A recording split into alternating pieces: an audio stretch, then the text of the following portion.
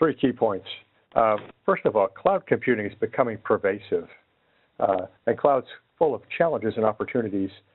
Some people think it's a silver bullet, and for some it is. But some people think that things will be much less expensive, and sometimes they are, and sometimes they aren't. So we're going to look at cloud from a total ownership cost viewpoint. The GAO, the Government Accountability Office, has issued a number of statements on the cloud. By the way, before I go on, I should point out Stephen Woodward, the CEO of Cloud Perspectives, is a co-author of this paper, and Karen McRitchie is also on here to help out where needed. But Steve is just a world of knowledge in cloud computing.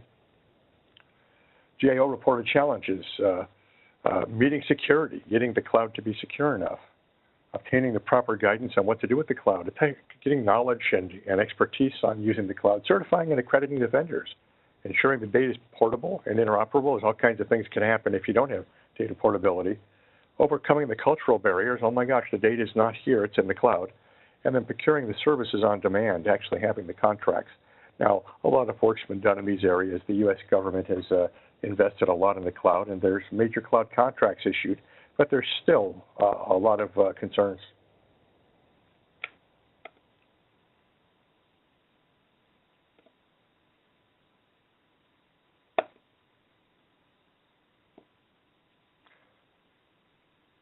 These slides are not advancing. And Karen, can you advance to the next slide?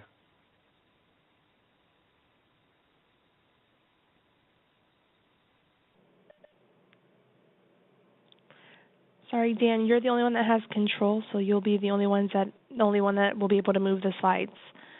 There we go. It's not. You might have to click twice. Okay. Or 10 times. All right, sorry everybody. I'm in Australia today doing this from far away. Anyway, the definitions of clouds.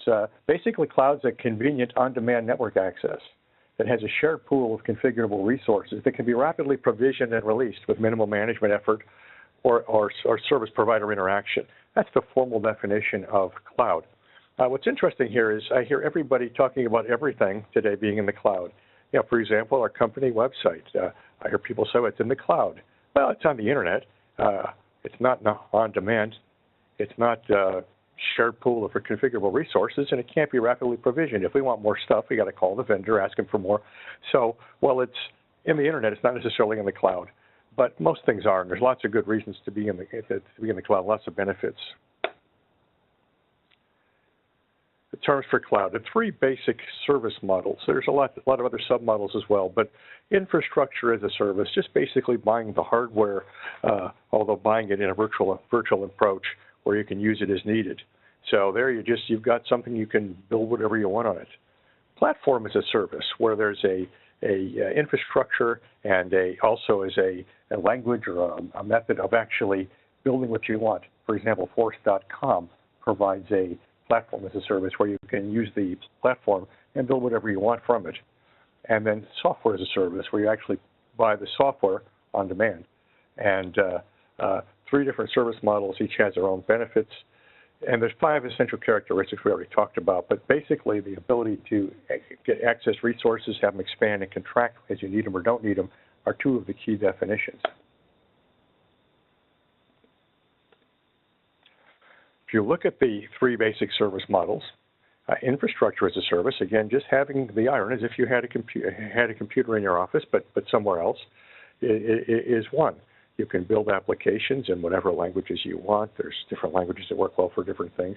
And of course, a platform as a service, again, using Force.com as an example, gives a language or something that allows you to actually build applications, and that runs usually on the infrastructure that's provided as a service. And then software as a service is a complete app. You can purchase an app or license an app and have everything you need in the cloud. You just need a browser or whatever to get on. Now, we're going to talk about cloud costing. So in order to talk about costing, we need to talk a little bit about what a good cost estimate is. I believe that a complete cost estimate is the best statement you can make at a particular point in time regarding effort, schedule, staffing, risk, and reliability. Now, the important thing here is it's not just $1 million in a year. It's a probability associated with it. So if we say it's $1 million in a year, we might say it's a 50% probability or 40% probability, so that we can actually understand that there's risk and uncertainty. And anytime I hear an estimate, I want to know what the probability is. Otherwise, I don't really have a complete estimate. One of our staff decided he wanted to wash his driveway one weekend. So he had an analysis to do. It's very much like looking at the cloud. He could go and he could rent a power washer. If he rented it for a weekend, it would cost $85. Or he could go buy one for $309, then he had to worry about keeping it maintained and things. Or he could hire someone to come in and just do it for him for $225.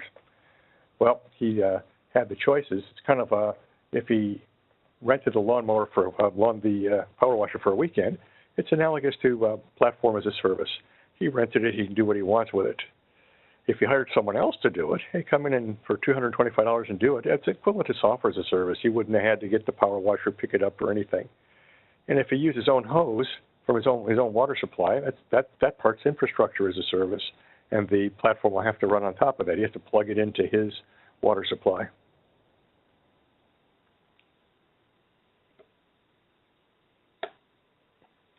So there's lots of pluses and minuses either way. If he buys it, he can run it to his neighbors. He can use it more often.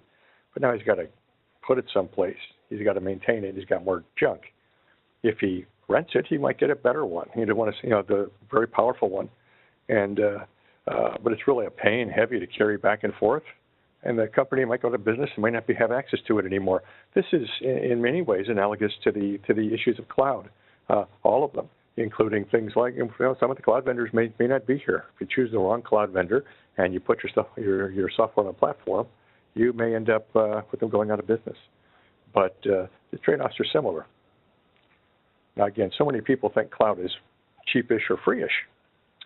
We did an example here where we went and priced two things: a in-house server and a cloud capability. The in-house server over 5 years was $8,873 total. That included the server, some backup software, and some bandwidth. On the cloud, the rental was $6,423 annually. If you multiply that by 5, it's a lot more money. How can that be? Right? The cloud should be cheap or free. I know at our company we went through, as we put in a new CRM system a few years ago, we went through the trade-offs. Did we want to host it ourselves, which would have been lower cost in licensing, or did we want to put it in the cloud and avoid some of the hassles? We chose to put it on the cloud, and most of the time it's more hassle-free. Some of the time, when a cloud vendor goes down or when other hiccups happen, it's way beyond wish we had it in-house.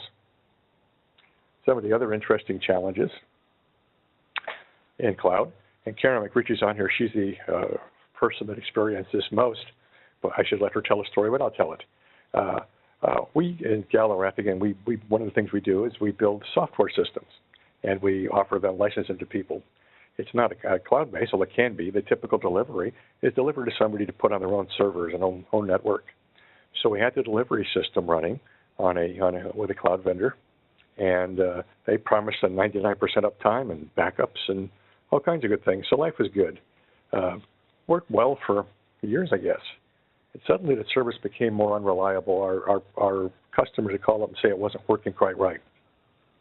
They called the vendor said, oh, you need to pay for the super-duper premium version.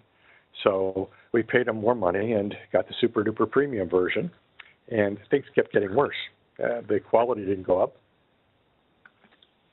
And one day, they received a message saying, the orange server is down. Your data is unavailable and cannot be restored.